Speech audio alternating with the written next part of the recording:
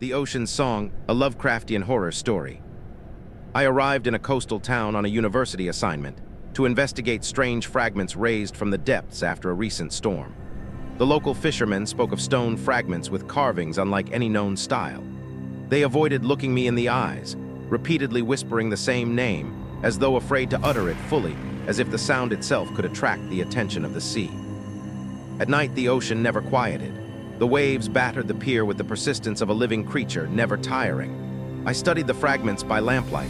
Lines spiraled, angles disrupted the familiar geometry, and the symbols seemed to shift form if you stared too long. An unsettling feeling crept over me.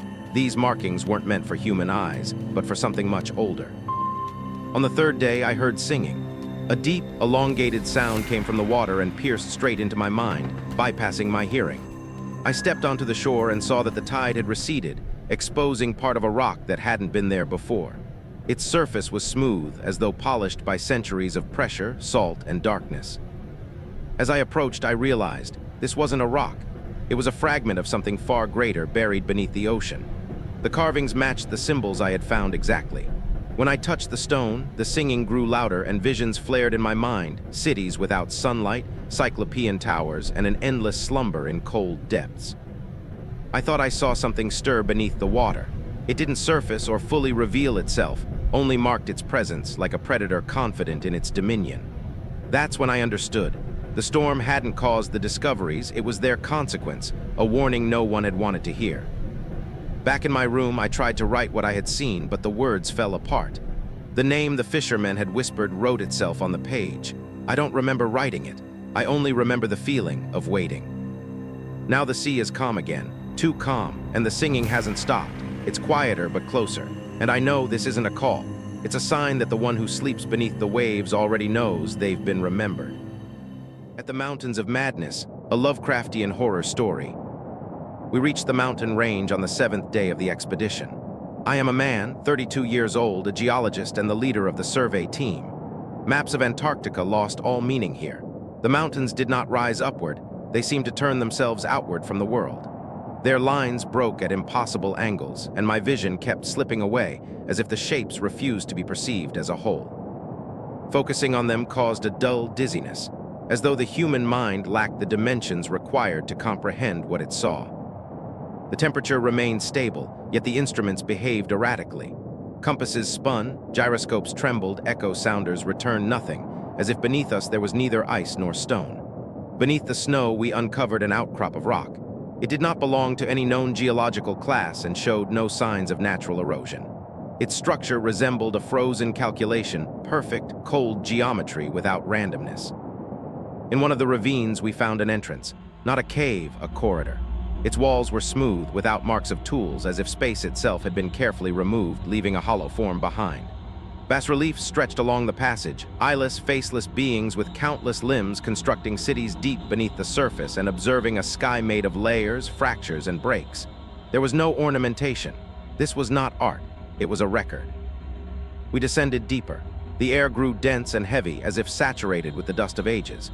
Breathing became difficult despite fully functional life support systems. The sound of footsteps faded quickly and echoes vanished almost at once. One member of the expedition suddenly stopped and began to laugh quietly, monotonously, without emotion.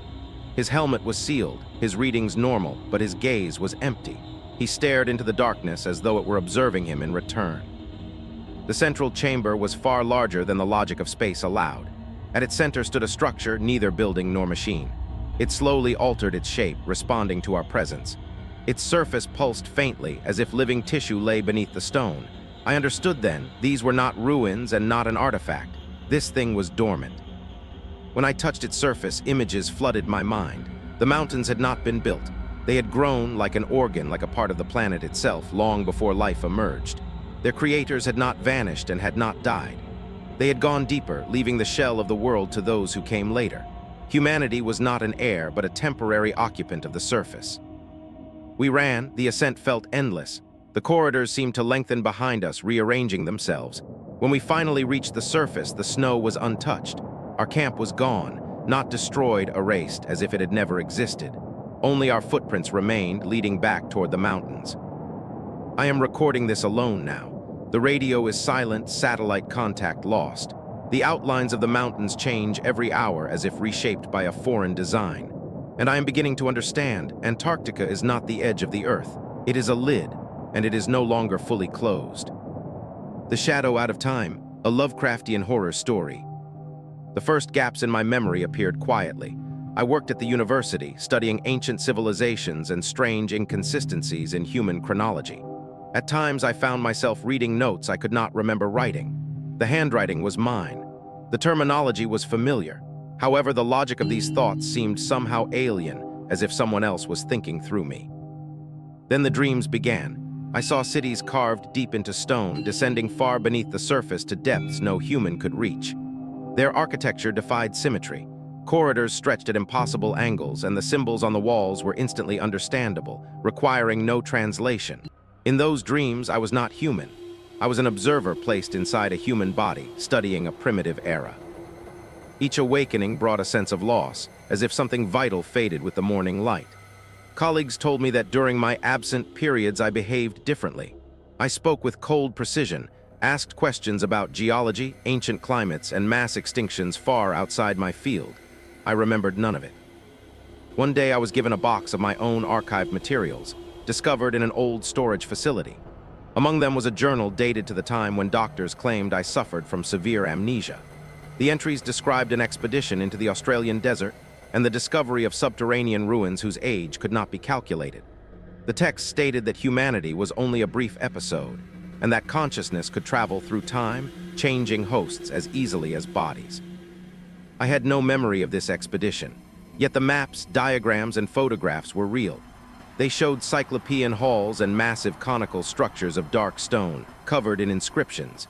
In one image, I stood beside a wall, my hand resting on a symbol representing the spiral of time. My expression was not surprise, it was recognition. The final entry ended abruptly. The exchange is complete, return is not guaranteed, memory is a side effect. After that, the dreams changed.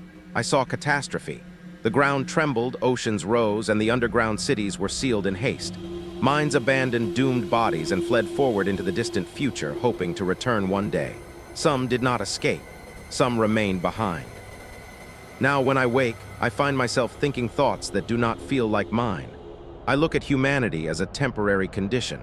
I understand which species will follow us and which will vanish without leaving a trace. Sometimes it feels as if my personality is only a thin layer, laid over something far older. And one day, when I disappear again for hours or days, that layer will finally be erased. Because the great race did not vanish, it is simply waiting for the mind to become a suitable vessel once more. The Whisper in Darkness, a Lovecraftian horror story. The letter arrived without a return address. The paper was thick and yellowed, as if it had spent decades hidden away in a damp cellar, untouched by time. Its author described strange discoveries in the mountains of Vermont, detailing beings that the locals would only speak of in whispers if they spoke at all. He insisted that these beings were not myths or delusions, but an ancient intelligence that had remained hidden for eons, residing in the inaccessibly steep ravines and forgotten corners of the world. The letter concluded with an urgent request to come in person before it was too late to understand what was happening. Doubt dissolved after the second letter arrived. The handwriting was different. The sentences were shorter, sharper, filled with an unmistakable sense of urgency. The author claimed that he was being watched and that strange things were happening around him. At night, the forest would produce mechanical rustling sounds, and from the darkness came a voice that was not human. It never screamed. Instead, it persuaded. It spoke of knowledge beyond comprehension, of distant stars, and of the human mind as nothing more than a fragile vessel, temporary and fleeting. The house where the author had invited his guest stood in isolation near the foothills. It was unnervingly pristine, every surface meticulously arranged, as if hiding some deeper panic beneath the surface of obsessive order.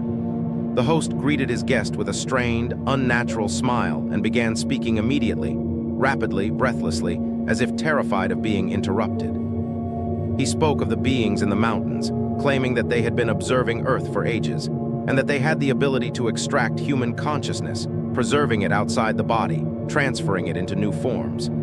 He said some humans, faced with this unimaginable knowledge, had accepted it willingly.